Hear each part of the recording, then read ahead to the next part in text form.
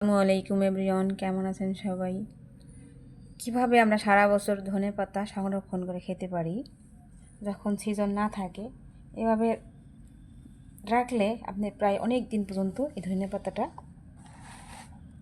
খেতে পারবেন, নষ্ট হবে না, পচে যাবে না। দেখেন, আমি ফ্রিজে রাখি, যদি স্বাভাবিকভাবে ধনেপাতাটা পচে যায়, আর এইভাবে যদি ডাবল টিস্যু দিয়ে আপনি ধনেপাতাটা সংরক্ষণ করে রাখেন, তাহলে অনেক দিন পর্যন্ত সংরক্ষণ করে খেতে পারবেন।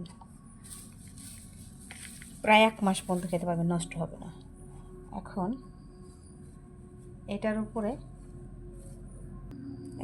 উপরে আর একটা টিস্যু দিয়ে সুন্দরভাবে এভাবে বক্সটা আটকাই দিবেন, দিয়ে ফ্রিজে সংরক্ষণ করে রেখে দিবেন। তাহলে ফ্রিজে ধনেপাতাটা পচে যাবে না বা নষ্ট হবে না। এর কারণ কি, টিস্যু দেওয়ার কারণ কি, টিস্যুতে যদি ধনেপাতাটা ঘামে ফ্রিজে, টিস্যুতে ঘামটা শোষণ করে নেবে, ধনেপাতাটা সতেজ থাকবে।